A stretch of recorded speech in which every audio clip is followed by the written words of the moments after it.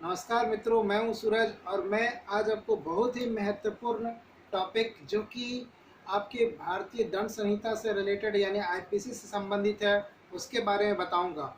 और ये खास करके एलएलबी कर रहे छात्रों के लिए इस तरह के प्रश्न पूछे जाते हैं। तो उन्हीं के प्रश्नों का आंसर देने के लिए मैं स्पेशली यह वीडियो बनाया हूँ। तो आप इस वीडियो में अंत तक बने रहेंगे ताकि आपको ये वीडियो में बताए गए चरणों को आप समझ में आएगा कि क्या ये वीडियो के माध्यम से हमें किस प्रकार से उस तरह के आंसर को लिखना है। तो आप अंत तक बने रहेंगे ताकि आपको समझ में आए। तो क्वेश्चन क्या है, आपके माइंड में ये उठ रहा होगा कि नहीं, बताइए क्वेश्चन क्या है। तो क्वेश्चन है हमारा कि धारा 307 तथा धारा 511 के बीच क्या अंतर है। तो यही आज हम लोग पढ़ेंगे और समझने का प्रयास करेंगे। दोस्तों, आप लोग जानते होंगे कि धारा 307 क्या कहता है। तो धारा 307 के बारे में आपको बता दें कि यह हत्या करने के प्रयत्न से संबंधित है। अर्थात यदि कोई व्यक्ति किसी की हत्या करने का प्रयास करता है, यानी किसी के ऊपर गोली चलाता है और उससे उसकी मृत्यु नहीं होती है, गोली उसको लगती है परंतु उससे उसकी मृत्यु नहीं होती है, तो वहाँ पर इसके इसके तहत जो दंड होगा वो उसको दिया जाएगा। यानी 307 के तहत जो दंड होगा वो दिया जाएगा इसको। अब देखते हैं कि हमने जो टॉपिक चुना है कि 511 जो है वो क्या कहता है। तो 511 जो है वो याद रखेंगे कि अध्याय 23 का है और ये सबसे आखिरी धारा है। और इस आखिरी धारा में कहा गया है अपराधों को करने के प्रयत्न के विषय में। मतलब कोई भी अपराध जो किया जाएगा वो अटेम्प्ट जो होगा अपराध करने के लिए उसके बारे में यह संबंधित है।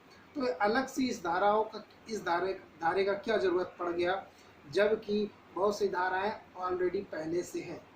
तो मैं एक उदाहरण के माध्यम से समझाने का प्रयास करता हूँ। मान लीजिए कि कोई एक व्यक्ति है जो ऐसा करता है कि उसे चोरी करना है और वो चोरी करने के लिए उसने ये माइंड में सेट कर लिया है कि जब हम बी के घर जाएंगे तो बी के घर का ताला तोड़ेंगे और उसके उस कमरे में जितने भी सामान है वो सबको लेकर के चले आएंगे। जब वो बी के घर जाता है और बी वहाँ पर नहीं रहता है, वो उसके घर का ताला तोड़ता है, रूम में घुसता है, देखता है रूम पूरा तरीके से रूम उसका खाली है, यानी कि रूम में कुछ भी नहीं है। तो यहाँ पर क्या हो गया कि उसने चोरी करने का प्रयत्न किया। तो वह किस धारा के अंदर, चोरी तो किया नहीं क्योंकि उसके घर में कुछ भी वहाँ पर नहीं है। तो चूंकि यहाँ पर उसके घर में कुछ भी नहीं है फिर भी उसने चोरी करने का प्रयत्न किया, उसके घर में वो घर घुसा है उसका और चोरी करने का प्रयत्न किया गया है, इसलिए यहाँ पर उसको इस धारा के अनुसार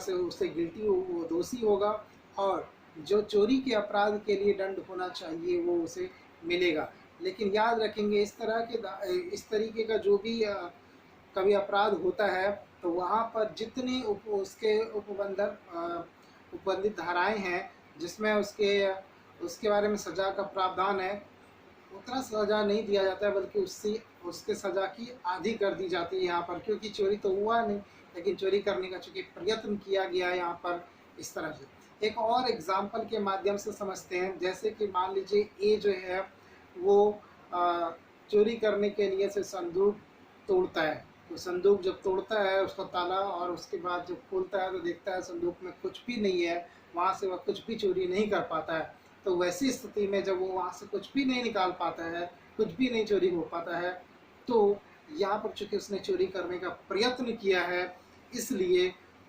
उसे इससे संबंधित जो भी धाराएं होगी उसको उसके तहत सजा दिया जाएगा। अब इसकी हेडिंग क्या है, यानी कि 511 जो है वो कहता क्या है, आजीवन कारावास तथा अन्य जो कारावास से संबंधित जो भी दंडनीय अपराध करने के का जो प्रयत्न के दोषी होंगे उसको इस धारा के अंतर्गत सजा दी जाती है। इसके टॉपिक से भी आपको समझ में आ गया।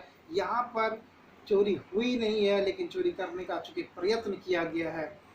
अब इसको आपने सर 307 से कैसे कंपेयर कर रहे हैं। देखिए 307 जो हमारा जो धारा है 307 वह हत्या के प्रयत्न में शामिल होने का है, यानी कि हत्या करने की, किसी गोली चलाई या किसी ने रॉड से किसी दूसरे के सिर पर मारा, तो यहाँ पर मारा लेकिन उसकी हत्या नहीं हुई है।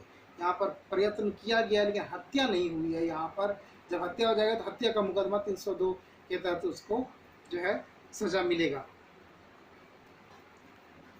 लेकिन धारा 307 जो है वो एक तरह से कह सकते हैं कि यह सुविस्तृत है और स्पष्ट है, संपूर्ण है, अपने आप में यह संपूर्ण है। लेकिन जो हमारी जो धाराएं हैं 511, यह धारा एक विस्तृत क्षेत्र में पूरा का पूरा, ये बहुत, इसका विस्तार बहुत ज़्यादा है, क्योंकि ये अपने आप में बहुत चीज़ों को समेटे हुए, अगर कुछ करने का प्रयत्न किया गया है और वह नहीं हुआ है, कुछ भी ऐसा घटना नहीं हो पाया, तो वहाँ पर यह लग जाता है। एक और उदाहरण के माध्यम से आप समझिए, जैसे मान लीजिए कि आपके जेब में कोई हाथ डाला और उसे पैसे निकालने के लिए वो चाहा, लेकिन आपके जेब में कुछ भी नहीं, तो यहाँ पर जो जेब में हाथ डाल करके पैसे निकालने का प्रयास किया, चोरी करने का प्रयास किया, तो उसको 511 के तहत देखा जाएगा। तो आपको मेरे ख्याल से इस वीडियो के माध्यम से दोनों के बीच जो डिफरेंस है, बेसिक डिफरेंस जो है वो आपको समझ में आ गया होगा। तो इस वीडियो में इतना ही, तब तक के लिए जय हिंद, जय भारत।